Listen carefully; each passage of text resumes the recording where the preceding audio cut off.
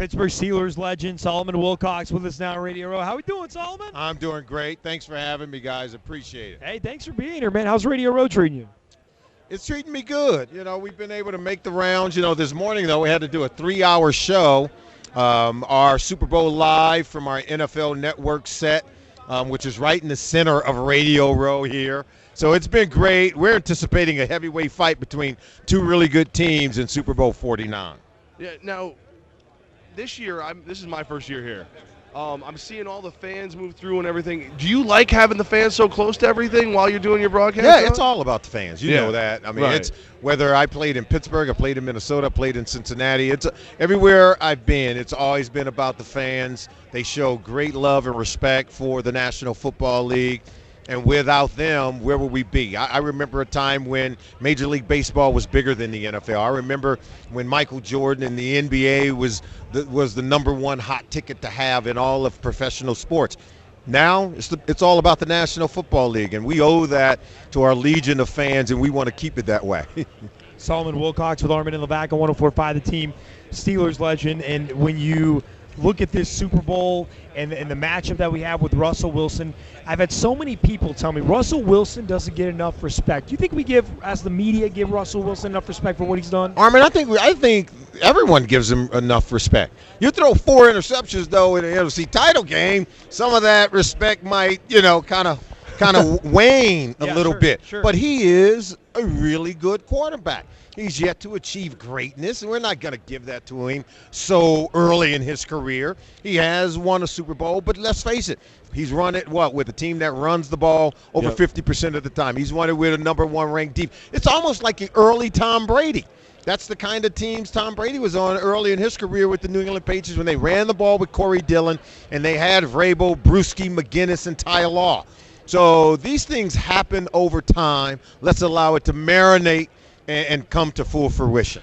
Yeah, now see, I'm glad you brought up the Brady comparison, because when you look at the numbers, they're almost identical. Yep. When you look at the ability to prolong a play, they do it differently. That's right. But they're almost identical. How does Wilson do it without any big-name receivers, though, is my question. Because they can run the football. They run it in a dynamic way.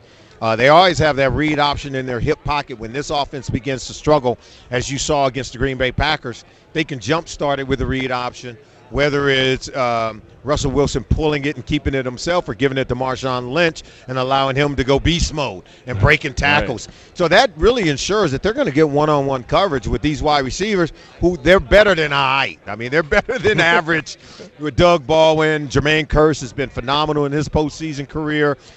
So they can make plays, providing you give them one-on-one coverage. Seems like they just find a way to make a play. They're very tenacious.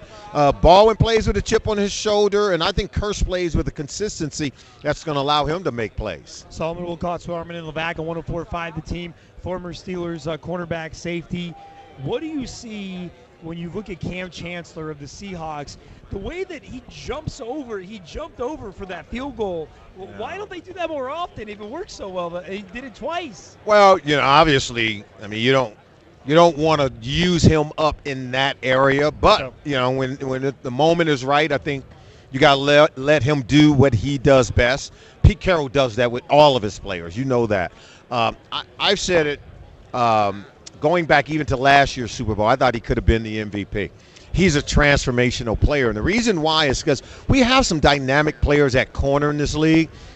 With the departure of Ed Reed, the aging of a Troy Polamalu, you look across the landscape and say, where's the next great safety? And as good as Earl Thomas is, and I'm not taking anything away from him, he's a bona fide all-pro. Right. But this guy, Cam Chancellor, to me, he puts the boom in Legion of Boom. Ask Mike Tolbert. I think LeGarrette Blount's going to find that out. This guy can tackle. He can blitz. He can cover. He can do it all. And his size, his speed, his tenacity, I think makes him a rare specimen at the safety position.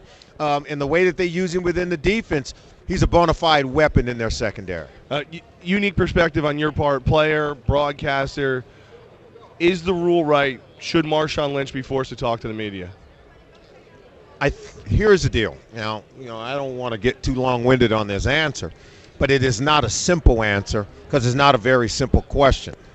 The salary cap that we have today is, represents well over 50% of the designated revenue, and it goes right back into the locker room, and it makes up the budget to pay all your players. Right. There's more than 53 players who are paid by the end of the year. Players who've gone on IR, they got to replace it with another player. Got to pay him, but you got to keep paying the guy who's on IR. The rising salaries that you see in our league now, that is a direct reflection of the television contract. You don't have a TV contract without player cooperation. We're doing TV. We got something to sell. We can't sell it without the players. The players are where the rubber meets the road. They're the product. And fans want more of the players. They want to see them, touch them. They want to know about beast mode. They want to take the helmet off and tell us about yourself. And if you don't want to talk about himself, talk about his charity. Tell us something positive. It's the largest stage you have in all of pro sports. And you choose to do that with it? And so the deal is, and the economic will that we talk about with this great sport, it can only be affected in a negative way when the players don't do what they're supposed to do, whether it's negative behavior off the field, whether it's criminal behavior off the field, whether it's performance-enhancing items, okay, or whether it's your behavior when you step in front of a camera and a microphone. And so we should all participate in the goodwill and the economic growth, okay, and the entertainment that this league provides. And so there's a certain responsibility that comes with that. It's right in his contract. Right. So that salary is not just for what he does on Sunday. It's what he does from Monday through Sunday. Former NFL defensive back Solomon Wilcots, you see him on NFL Network. Saw him earlier this morning on the NFL Total Access show. All right, Solomon, so we're your home for New York sports. We talk a lot of Giants, the state of the New York Giants. They got a new offensive coordinator last year, go a completely new direction with the young guy. New defensive coordinator this year, Steve Spagnuolo.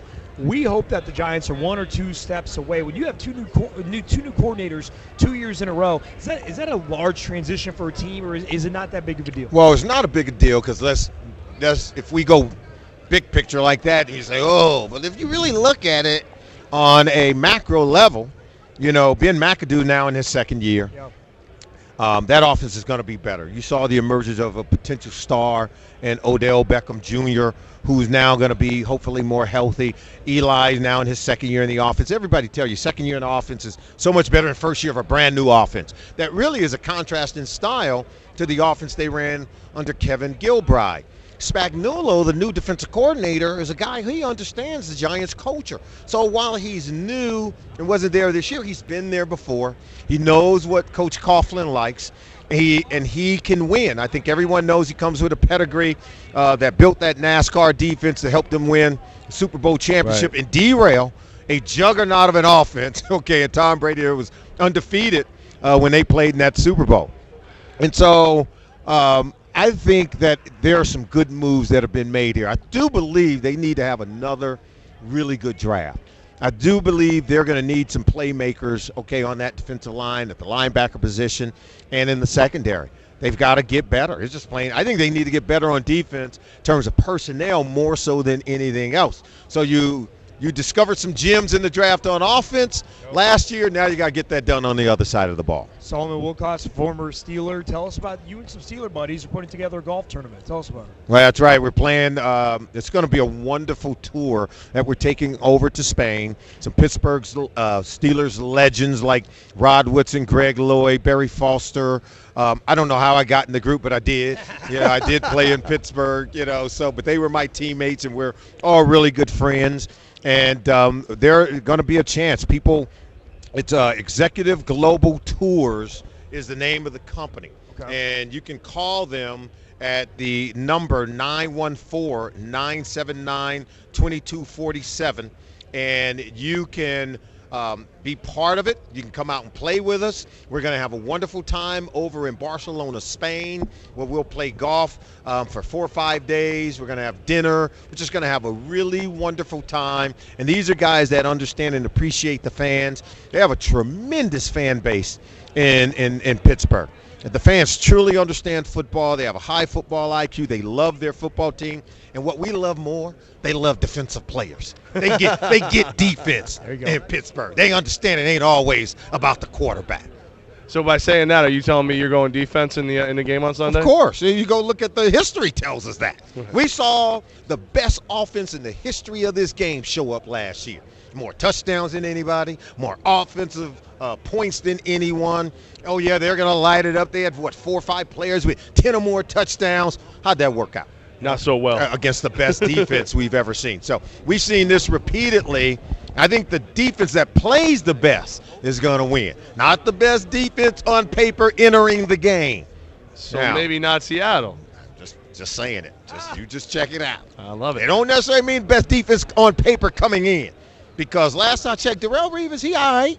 Yeah. And last I checked, they got some real good defensive players over there that play for it. Vince Wilfork has been a battle-tested veteran for a long time, so they're going to have to play phenomenal. Right.